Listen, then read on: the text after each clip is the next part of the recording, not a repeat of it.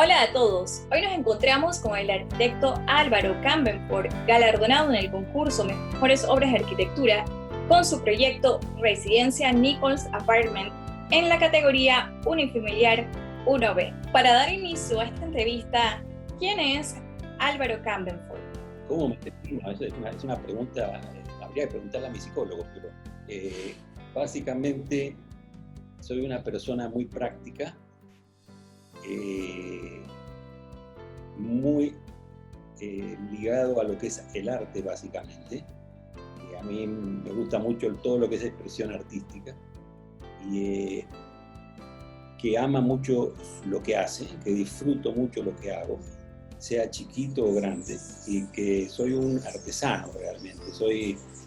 No solamente soy un ente pensante, sino que soy un artesano. O sea, yo disfruto mucho con las manos, haciendo de todo, ¿no? Hasta haciendo labores de albañil o de carpintero, de electricista, de plomero. O sea, creo que la educación que nos dan nos lanza hacia eso, y a mí me ha mantenido, creo que me mantiene muy práctico a la hora de diseñar, ¿no? Muy al tanto de cómo se deben hacer las cosas y cómo se deben resolver en la construcción. ¿Qué representa para usted ser arquitecto? Ser arquitecto es ante todo dar servicio al cliente. Es como somos, como los doctores, como los abogados, somos servicios profesionales realmente, ¿no? Entonces nos debemos a nuestros clientes, ¿no? Y tratar de hacer realidades todos sus sueños, o sus necesidades, ya sea personales como sea empresariales, ¿no? Si necesitan crecer o no. Básicamente ese sería el comentario. ¿Cómo fueron los inicios de su ejercicio profesional? Sí, mira, yo soy egresado, casi toda mi carrera la hice en la Universidad Nacional de Panamá. Mi título lo saqué finalmente en Costa Rica, mi último año lo hice en Costa Rica. Pero siempre trabajé en oficinas de arquitectura desde segundo año, tercer año.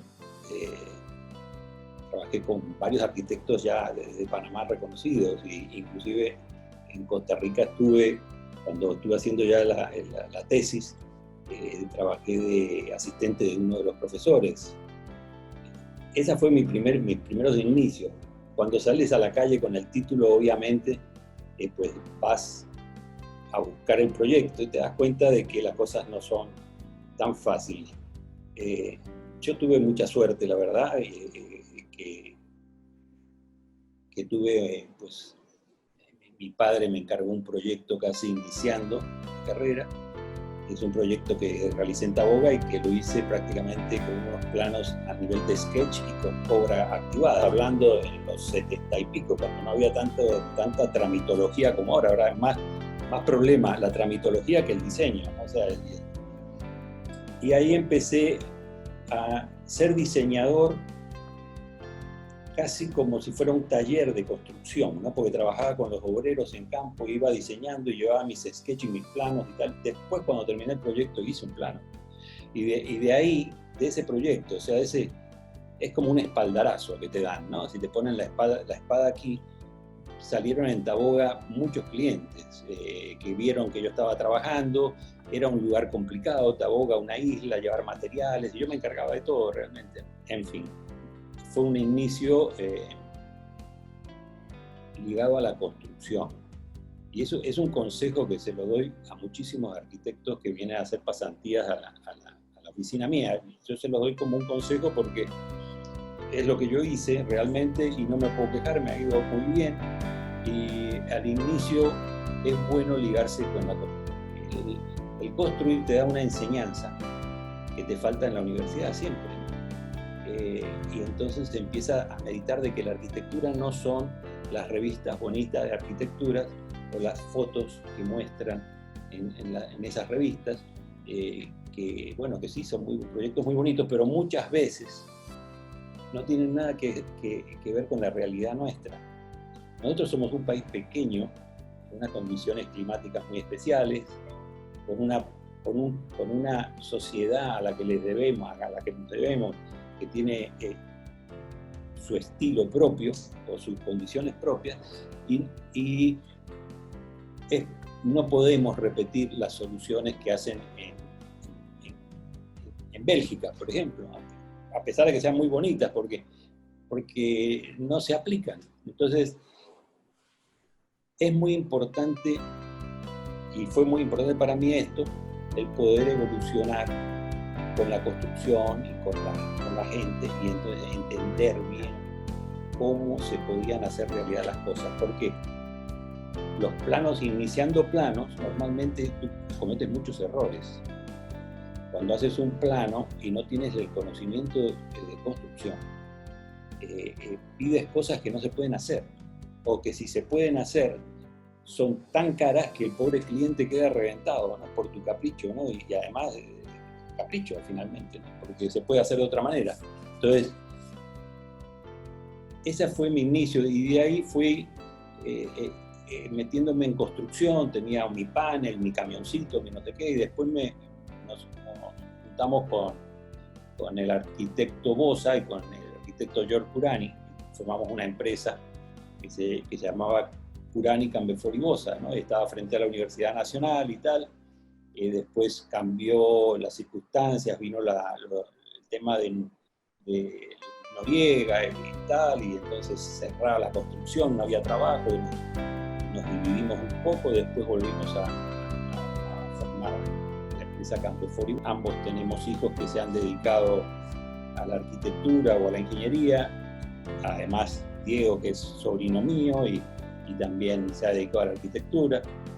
Es una empresa familiar realmente, ¿no? Y ahí nos fuimos encaminando, incorporando a la gente. Y quizá por nuestro estilo un poco en apariencia informal, ¿no? La juventud venía mucho por la oficina, ¿no? La gente quería venir a hacer,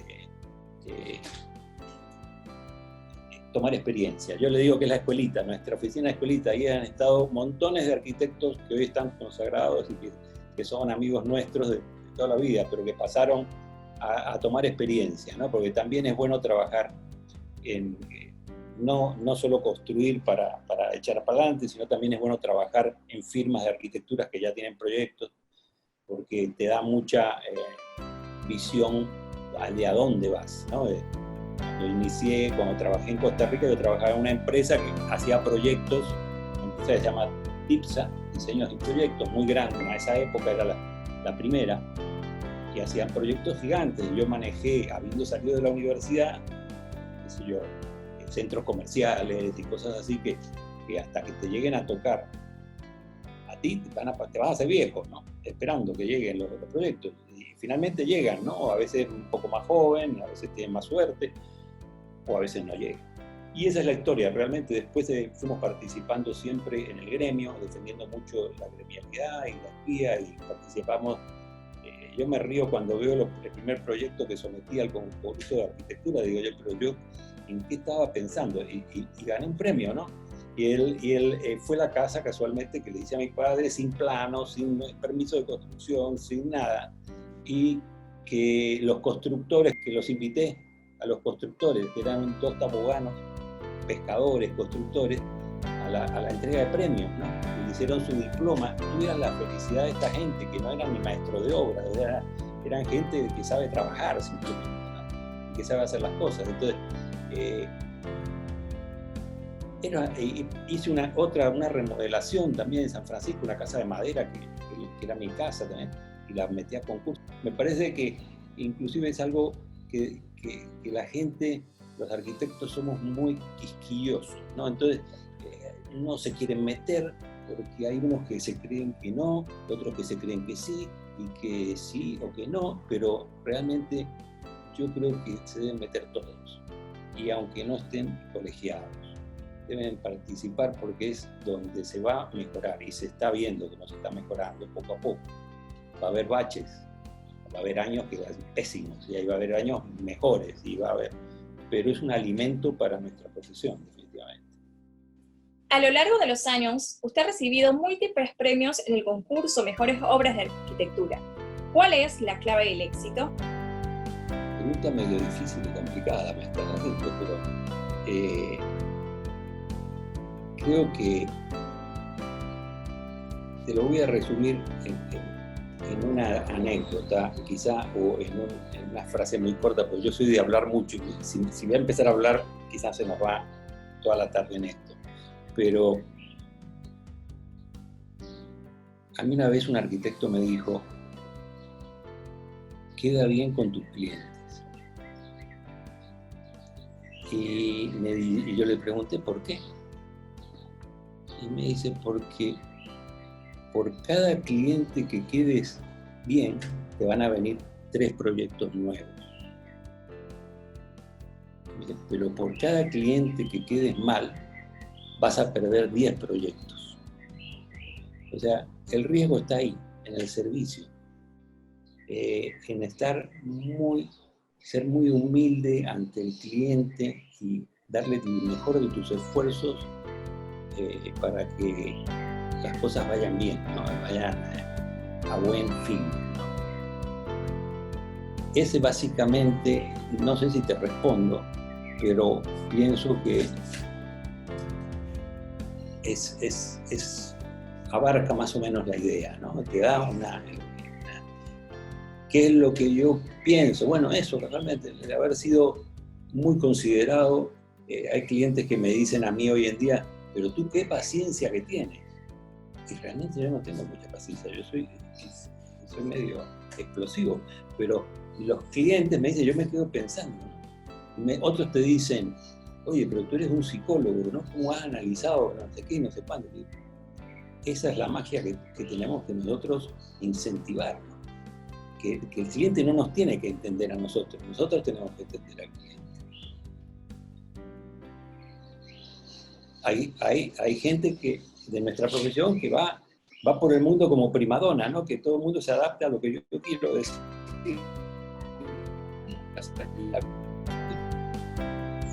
Estamos jugando con millones de dólares de la gente en los proyectos.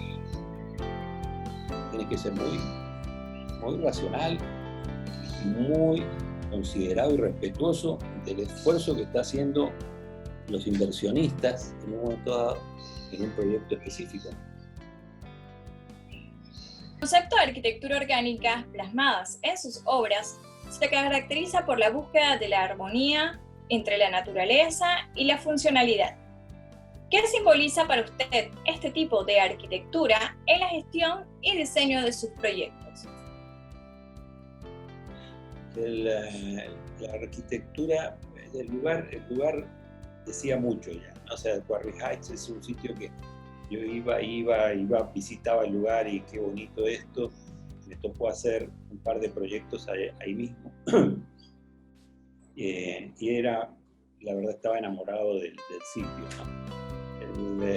Al desarrollar una arquitectura orgánica, pues tú tienes que tratar de incorporar quizá materiales de una manera en que ciertas cosas no ocurren, ¿no? Por ejemplo, nosotros en ese proyecto, no sé si es el concepto real de lo que me estás preguntando pero los materiales que se usaron tienen mucho que ver, a pesar de que no hay penca o que no hay teja o no hay lo esperado, ¿no? Sí, por ejemplo, hay ciertas cosas que marcaban una unión con el lugar. Quizá eso está más en el campo del concepto, pero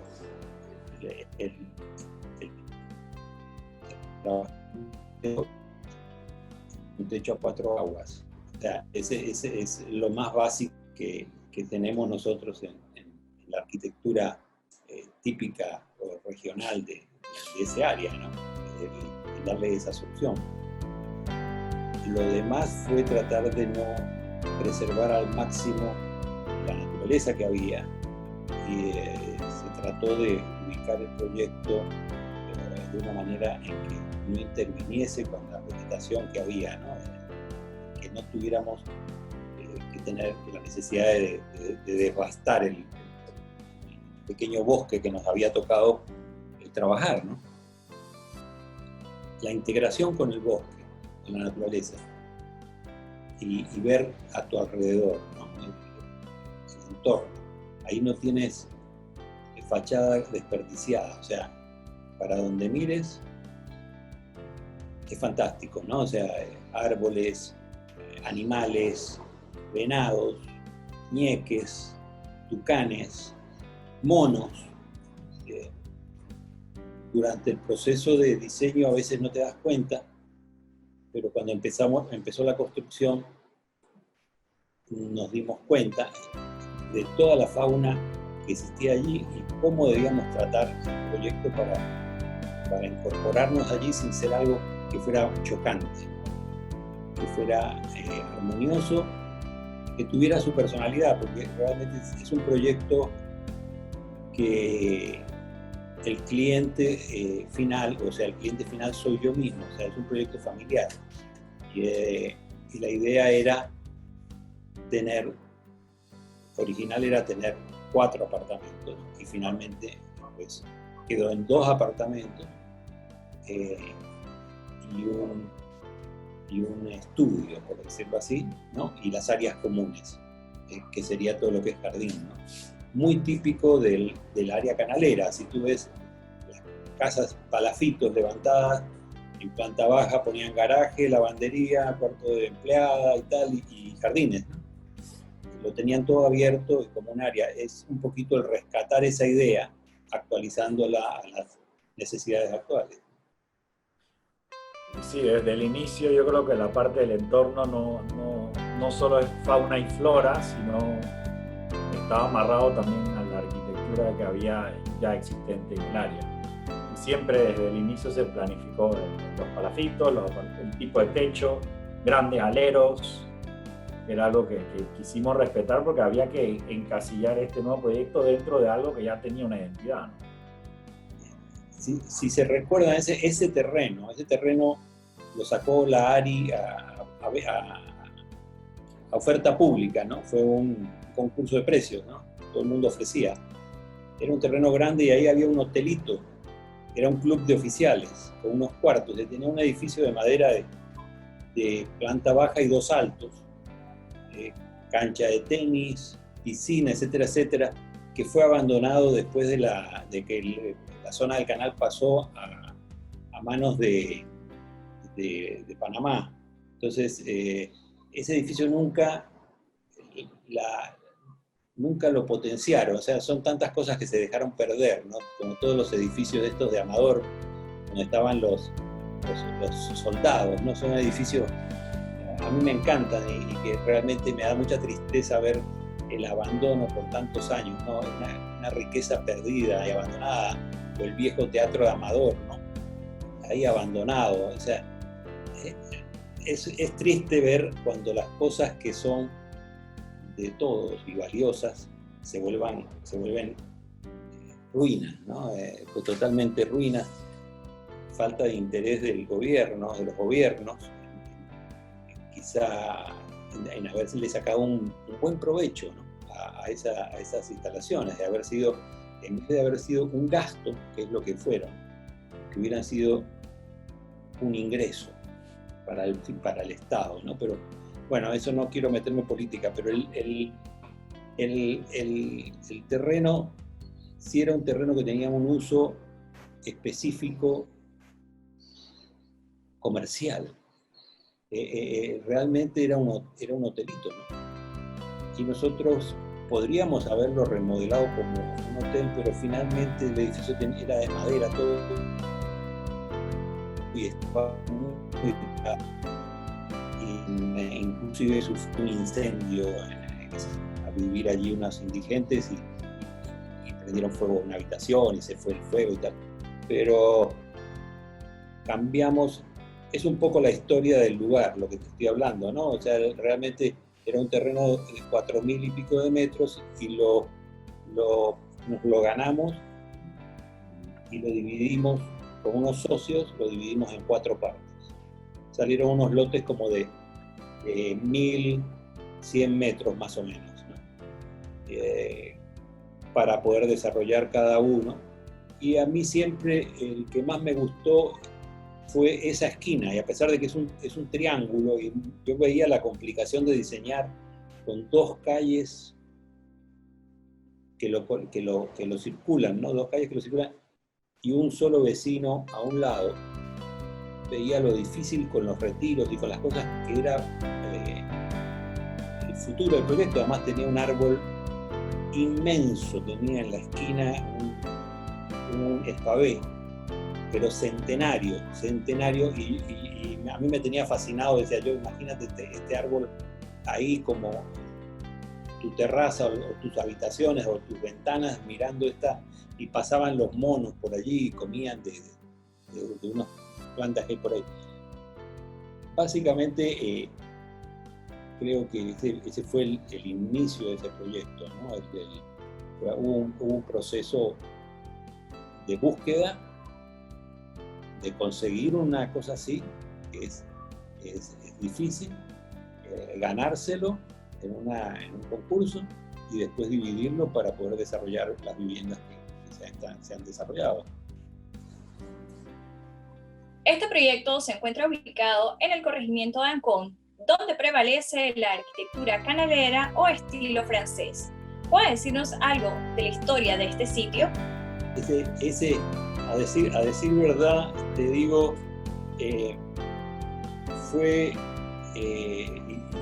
Diego se sonríe porque se sabe que sí fue un debate, ¿no? Porque un debate que en el Coco, sobre todo, que estaba todo el tiempo podías hacer una casita de la zona de madera de 2 niveles, la típica casa canalera, y se acabó.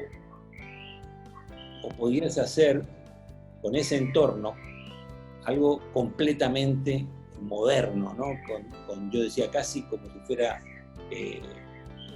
Miss Van der Rohe, la casa de cristal, así, una cosa limpia, porque había tanta vegetación y tanta cosa que podía ser todo vidrio, realmente ser transparente, que no se viera la casa, con un volumen muy limpio. Y creo que se manejaron varias opciones, se trabajaron varias opciones. Y bueno, le dimos vueltas y vueltas y vueltas y vueltas. Estando un día yo estacionado ahí frente al terreno, porque a mí me gusta ir a los terrenos a ver por dónde tiro, ¿no? El proyecto, pasó una vecina y paró, y que me conoce, y me dice, oye Álvaro, ¿qué van a hacer ahí? Le digo, bueno, y le comenté, ¿no? Porque ella tiene una casa de esas de madera. Y me dice, ¿y qué estilo de casa vas a hacer? ¿No? Pues todos están preocupados siempre allí, ¿no? por el tema arquitectónico. Le digo yo, bueno, yo soy honesto, normalmente digo lo que pienso. Y le dije, pues, lo que te acabo de decir. O hago algo muy ligado a la arquitectura canalera, que es una arquitectura militar realmente, o hago algo muy moderno. Y ella me dijo, sí, la verdad que yo he pensado lo mismo, a veces pienso en que si tumbo la casa hago algo súper moderno ahí, que sería muy bonito y tal y cual. Y se fue. Pero después me quedó la dije, yo sabes que realmente me parece que sería un exabrupto llegar aquí y poner una caja de cristal. Porque primero sería un contraste tan grande con las otras casas de madera que hay. La síntesis fue, hagamos algo que sea moderno, que sea actual, que se exprese de otra manera, pero que tenga algo que lo une, ¿no? Y lo que lo une, casualmente, es lo que hablábamos antes, era el techo a 4 aguas, ¿no? Buenos aleros, los apartamentos arriba, áreas comunes, terraza y garajes y todo eso abajo, la piscina, jardines, como es de uso de los 2 apartamentos, es área común. Ahí viene el PH, ¿no? Los 2 apartamentos usan ese área común. Y así fue que nos realizamos el proyecto. El proyecto, si como lo puedes haber visto, tiene ¿qué rompe realmente a esa simplicidad del techo a 4 aguas? Porque lo ves desde arriba, es un techo a 4 aguas, con mansardas, inclusive así como hacían en la zona. Son volúmenes de concreto que salen, son como cajas de concreto que se meten debajo de ese techo, ¿no? Y el uso de los materiales, que no usamos madera, que estuve muy tentado de usar madera, pero como no nos lo aprueban los bomberitos, entonces, los bomberos, perdón, lo forramos en ladrillo, utilizamos ladrillo y cemento gris, ¿no? Cemento en gris, el acero, usamos el acero en vez de madera para la estructura. Y básicamente ese fue nuestro lineamiento arquitectónico ligado a lo que es la arquitectura del lugar. Lo que más la une, además del techo a 4 aguas, es las proporciones. Si tú vas por allí, te vas a dar cuenta que los edificios y las casas viejas, no sé qué, no está como que desproporcionado, ¿no? que he salido de contexto. Está muy integrado. La vegetación también estaba muy integrada. Desgraciadamente, por más que protegí son las cosas de la vida. Por más que tú quieras proteger, hay un Dios que decide hasta dónde llega uno, y el árbol se murió. Se murió. Yo no sé si es que la construcción, el cemento, a pesar de que lo tratamos de proteger, el gran árbol de Espavé se empezó a caer las ramas y se murió. No nos quería tener ahí el árbol de Espavé, no quería humanos cerca, ¿no? Entonces, perdí un poco de sentido de eso. Ahora sembré otro árbol en el mismo lugar para ver si sale, ¿no?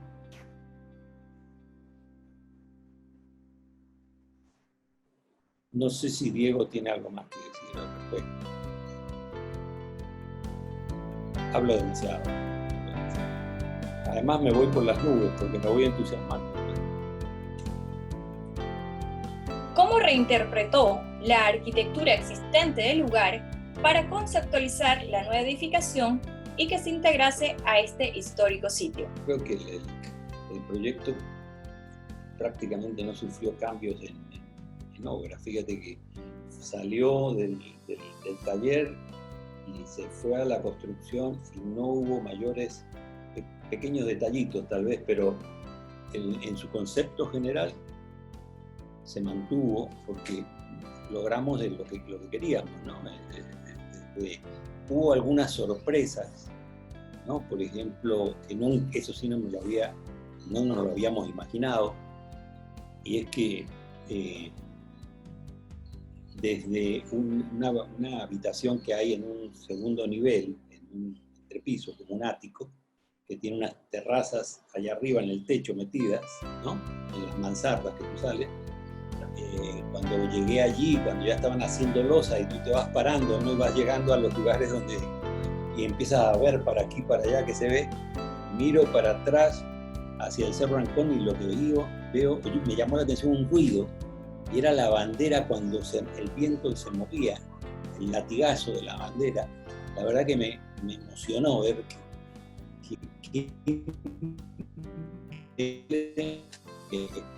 ¿no? O sea, poder salir aquí y estar viendo el bosque, el mástil y la bandera ondeándose, ¿no? Haciéndote eco, ¿no? De que aquí estoy yo.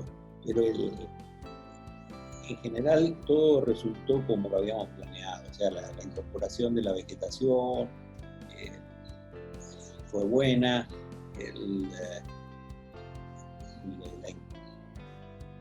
pequeñas cosas que tuvimos que hacer, por ejemplo, el diseño porque la fauna es buena, pero también la fauna es peligrosa, ¿no? Porque hay unas culebras allí en el Cerro Ancón que ahora en estos días sacaron una de allí, a boa bien buen tamaño. Y en ese área te piden poner alambre ciclón, básicamente. No les gusta, prefieren alambre ciclón como cerca, realmente, y seto verde, que me parece fantástico. Hay algunas que han hecho muros pequeños y tal, pero nosotros nos inclinábamos por mantener la malla ciclón, que es algo muy del Canal Son, ¿no? La malla ciclón por todos lados. Entonces, hicimos la malla ciclón, pero cambiamos y le hicimos un pequeño murito de piedra, como de 60 centímetros abajo, separándola porque vimos los bichos que había, ¿no? Había cantidad de animales que queríamos evitar por lo menos la entrada de